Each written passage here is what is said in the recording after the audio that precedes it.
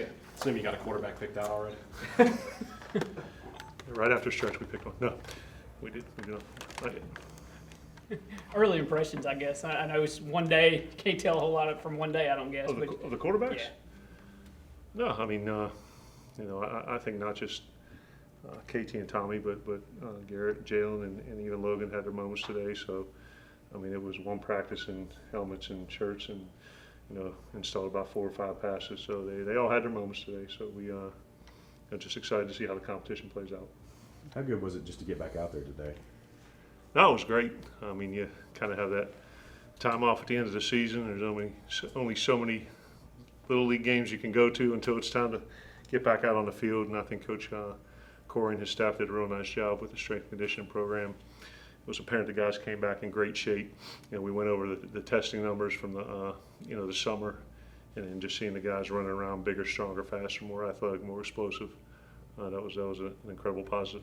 Any guys specifically that stood out from weight room numbers or anything like that? There was a bunch. We gave out our Iron Dog Awards, which is the top summer conditioning performer at each position. And I don't have that in front of me, but it was a good list, and the guys who won it deserved it.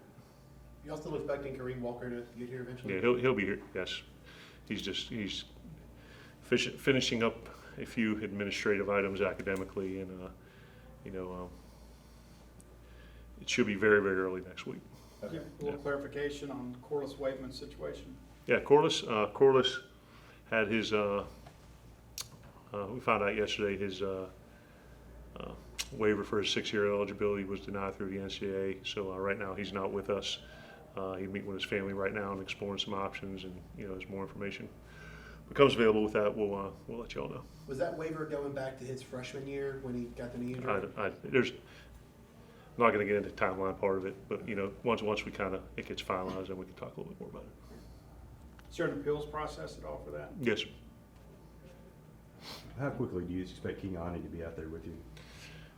It all depends. He's had a couple different things, upper body and lower body, that he's got fixed and working to get healed up. So hopefully at some point this season. If not, he's a great redshirt candidate. But he's a guy when you look at him physically, he just had some things that were he had in high school that he had to get fixed.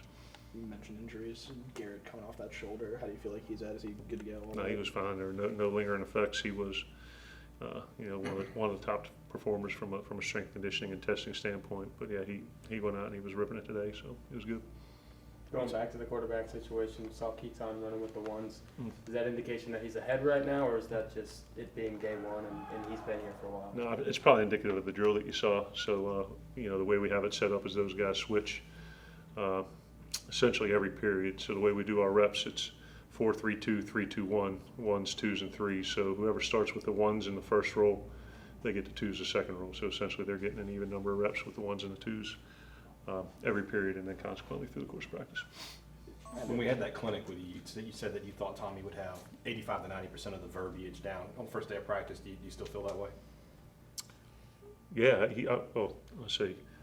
Of what we had run there and what we continue to run now, it's 100%. There's some things that we did in our off-season studies and some things that we added that no one really knew, so it would have been not just new to him, but new to everybody. But we changed some words of the plays, so the concepts he would understand, and they're the same. There's some, like I said, some verbiage we changed, but yeah, it was not like trying to teach it to a new freshman.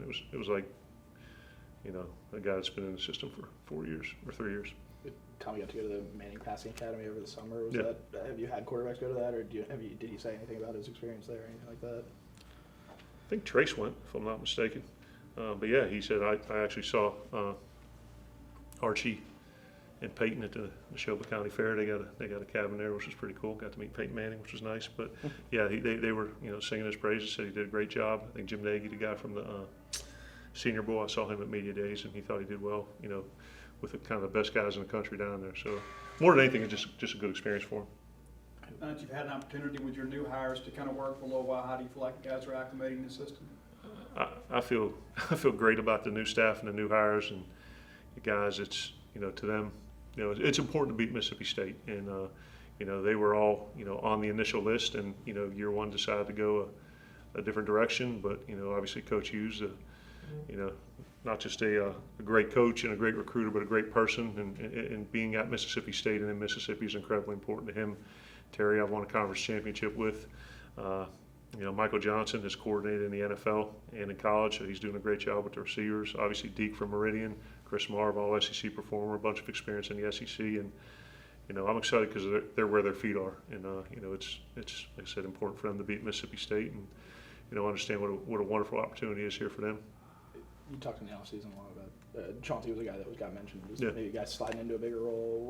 What did his weight room numbers look like, and maybe what's maybe different about him? They were real good. I think he changed his body composition, meaning maybe he didn't add more weight, but got a little more defined. But Chauncey's always been a guy that could lift, that could squat, that can run and jump, and I think he kind of added to that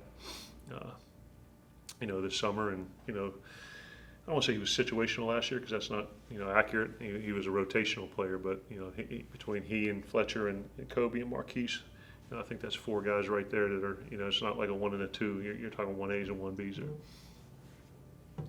Is Corey Charles a receiver now? Corey Charles? Yeah. No, sir. Okay. There's only 116 on the roster. There was a 16 working with the receivers.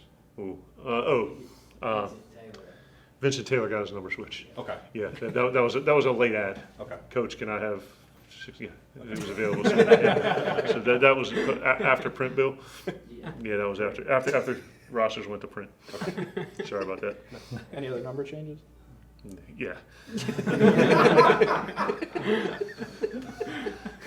This might be a weird question, but you were talking about verbiage and, Tommy getting it down and everything. Yeah. Is that, like when you're coming up with the verbiage for your system or any system, is that really complicated? Are you trying to hide it like baseball signs, or is it just something really logical and simple? Are there like 80 different languages or just 3 different ones? Or like what's that like? Specific to us or across the country? Well, first I guess specific to you, like how do you go about it? And then do you try to pick up other people's, like what they're trying to call and stuff like that? Is it like, what's that like? Well, I think during the course of the game, the way that we, is we have multiple people who signal the tempo, multiple people who signal the formation, and multiple people who signal the play, and then someone's live and someone's dummy, and we change that up during the course of the game.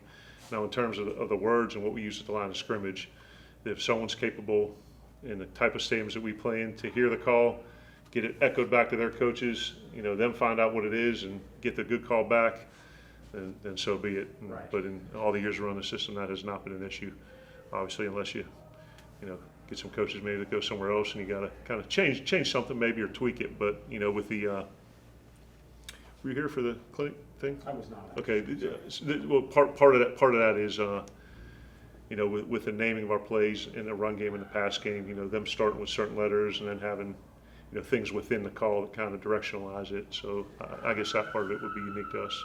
So that initially in 2012 took a lot of time.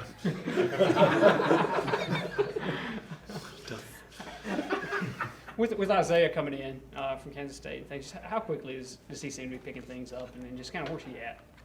He's a heck of an athlete. Obviously his body of work as a receiver and a returner in the Big 12 kind of speaks for itself. But not just Isaiah, but one of the things I was most encouraged by today is how the sense of urgency and the execution has been increased because of the enhanced competition at every position. So you kind of go across the board at the different spots where there's battles going on. Guys want to get on the field. They kind of look behind them and say, "Hey, we're in front of them," and say, "It's I gotta be on top of my game throughout the course of practice if I want the opportunity to play." So I think with his situation and at receiver and others across the board, that's one of the most positive things I saw today. That the increased level of competition was increasing everyone's sense of urgency and desire to perform at a high level. Is there a little more of that this year as opposed to last year at this time?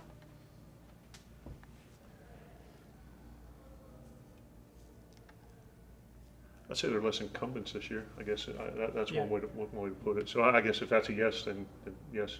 But I don't want to say there's never competition because depth charts are written in pencil, not pen. But